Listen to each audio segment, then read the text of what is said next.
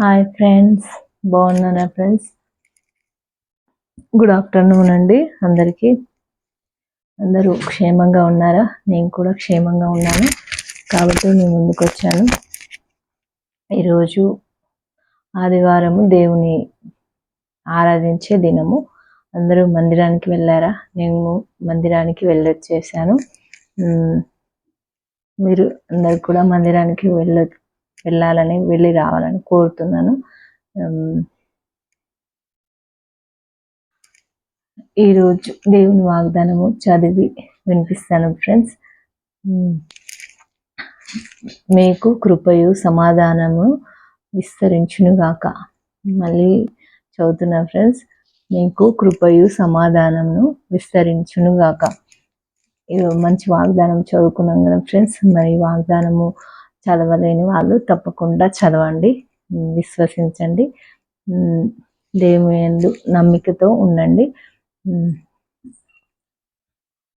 ఇంకా ఫ్రెండ్స్, ఈరోజు బర్త్డేస్ జరుపుకునే వాళ్ళందరికీ కూడా, మ్యారేజ్ డేస్ సెలబ్రేషన్స్ మరియు పెళ్లి రోజులు జరుపుకునే వాళ్ళందరికీ కూడా యేసయ్య తోడుగా ఉండాలని, యేసయ్య బ్లెస్సింగ్స్ ఇవ్వాలని అయితే మన ఛానల్ నుంచి కోరుకుందాము. భారతీ ఛానల్ చూసే వాళ్ళందరికీ చాలా ధన్యవాదాలు, చాలా కృతజ్ఞతలు అండి. డైలీ చూసే వాళ్ళకు దేవుడు అలాగన మీకు ఫలములు అందించునుగాక, ఆశీర్వాదములు అందించునుగాక. నేను చెప్పగలిగిన దాంట్లో దేవుని సువార్తను మీకు తెలియజేస్తున్నాను. కాబట్టి దేవుడు నాకు మాట్లాడగలిగే, దేవుని గురించి చెప్పగలిగే శక్తిని నాకు ఇంకా యేసయ్య జ్ఞానాన్ని ఇవ్వాలని కోరుతున్నాను. ఈ దినము మరి జరగని పనులన్నీ కూడా దేవుడు సహాయం చేయాలని కోరుతున్నాను ఫ్రెండ్స్. అందరికీ దేవుడు క్షేమమును కలిగించాలని కోరుతున్నాను ఫ్రెండ్స్. ఈరోజు మేము సూర్యాపేట వచ్చాము ఫ్రెండ్స్. ఏంటి అంటే ఫ్రెండ్స్, ఈరోజు జన్మించిన బిడ్డలకు కూడా యేసయ్య బ్లెస్సింగ్స్ ఇవ్వాలని కోరుకున్నాము. నన్ను సతాయిస్తున్నారు మా ఇంట్లో, నేను వీడియో తీయకూడదు అనేసి. నాకేమో మైండ్ ఆబ్సెంట్ అవుతుంది, అందుకనే సారీ ఫ్రెండ్స్.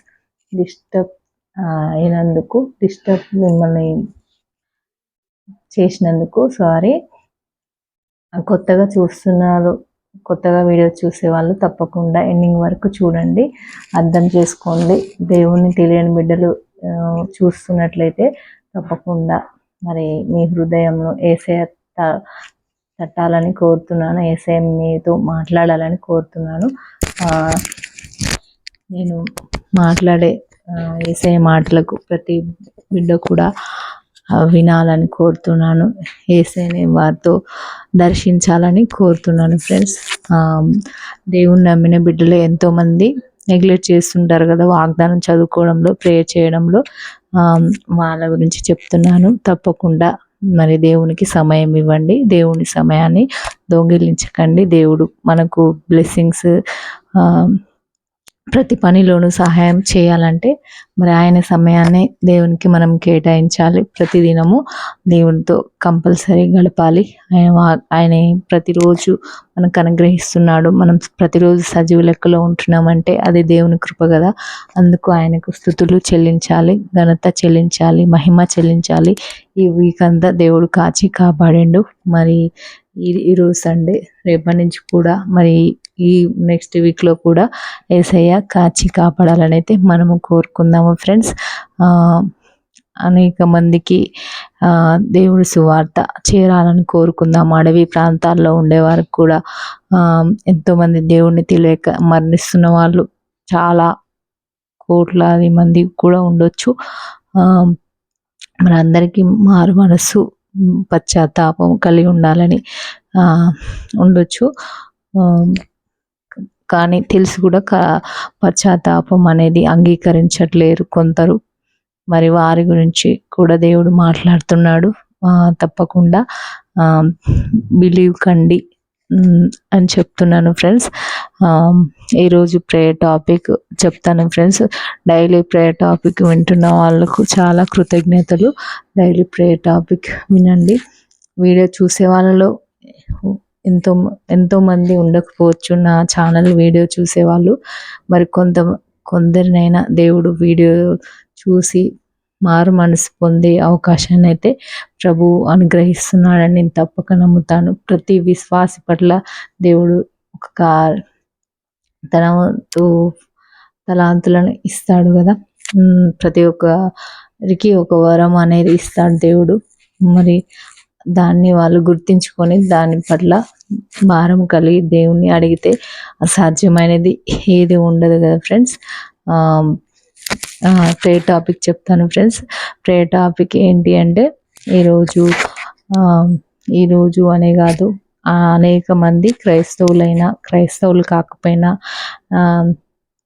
గతంలో జరిగిన వాటికి, తప్పులు చేసిన వాటికి ప్రతిఫలము మనకు తప్పనిసరిగా ఉంటుంది అని తెలిసి కూడా వచ్చే ప్రతిఫలాన్ని యాక్సెప్ట్ చేయరు. నేనేం తప్పు చేశాను, నేను ఎందుకు పనిష్మెంట్ తీసుకోవాలి అనుకునే వాళ్ళు చాలామంది ఉన్నారు.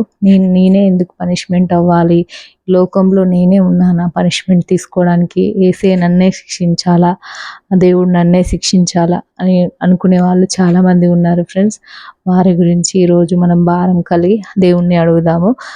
అలాంటి వారిని మరి తప్పు చేసినప్పుడు దాని ప్రతిఫలము అనుభవించాలి కదా ఫ్రెండ్స్. మంచి చేసినప్పుడు ఇంకా మంచి ప్రతిఫలం వస్తుంది. మరి చెడు మంచి రెండు ఉన్నాయి కదా భూమిపైన. దేవుడు ఉన్నారు, సాతాను అనే క్రియలు కూడా ఉన్నాయి. కాబట్టి మంచి చేసినప్పుడు ఇంకా మంచిగా జరుగుతుంది. సాతాను అనేది మంచికి కూడా శోధన చేస్తుంది. మరి చెడు చేసినప్పుడు కూడా మంచి జరగదు కదా. చెడు చేసినప్పుడు చెడు కూడా దానికి పనిష్మెంట్ అనేది ఇస్తుండు యేసయ్య. తప్పకుండా అది ఎప్పటికైనా మనం ఫేస్ చేయాల్సిందే. తప్పించుకోవడం అనేది అది జరగదు. తప్పించుకోవడం అంటే ప్రాణము పోకపోయినా కానీ దాన్ని ఒకటి మనం మిస్టేక్ చేసినామంటే దానికి ప్రతిఫలం కంపల్సరిగా ఇస్తాడు దేవుడు. దాన్ని మనము చెడు క్రియను చేసినప్పుడు చెడు క్రియకు దాని ఫలమును కంపల్సరీ మనతో అనుభవింపచేస్తాడు దేవుడు. చిన్నపిల్లలైనా పెద్దవాళ్ళైనా అందరికీ చెప్తున్నాను, చిన్న పిల్లల నుంచి పెద్దవాళ్ళ వరకు అందరికీ కూడా వర్తిస్తుంది. నేనేం తప్పు చేయలేదు అని అయితే అనుకోకండి. అది తప్పులు చేయకుండా ఉండేది కేవలం యేసయ్య మాత్రమే. ఇది గ్రహించుకోండి. ఆయన పరిశుద్ధుడు, అతి పరిశుద్ధుడు కదా యేసయ్య. మరి ఆయన కంటే పరిశుద్ధమైన వాళ్ళు ఎవరు లేరు భూమిపైన. అందరము ఏదో ఒక తప్పిదము చేస్తూనే ఉంటాము. మరి ఆ తప్పిదానికి ఫలితమును ఎక్కడికి పోదు. అది అనుభవింపచేస్తేనే మనము తప్పించుకోగలం. అనుభవింపచేస్తాడు యేసయ్య. ఈ విషయాన్ని గ్రహించుకోండి. ఈ సిచ్యువేషన్ నేను ఫేస్ చేయాలా, ఈ సందర్భాన్ని నేను తప్పకుండా ఫేస్ చేయగలగాల, ఎందుకు నేను తప్పించుకుంటాను, ఈ సిచ్యువేషన్ నాకు అవసరం లేదు, ఈ భారము ఈ బరువు వద్దు నాకు అనుకునే వాళ్ళు ఉండొచ్చు. కానీ ఆ సిచ్యువేషన్ అనేది దేవుడు మనకు అనుమతి లేకుండానే తీసుకొస్తాడు. అనుమతి లేకుండానే మనకు కష్టాలు వస్తాయి. అనుమతి లేకుండానే సంతోషం కూడా వస్తుంది. ఈ విషయం అయితే అందరికీ తెలుసు. మరి కాబట్టి మనమే గతంలో ఏమైనా పొరపాట్లు చేసినట్లయితే, ఇప్పుడు నేను మంచిగానే ఉంటున్నాను, నేనేం పొరపాట్లు చేయట్లేదు, నాకెందుకు శిక్ష వస్తుంది, నాకెందుకు, ఒకరు తిట్టినా కానీ ఫీల్ అయ్యే వాళ్ళు ఎంతోమంది ఉన్నారు.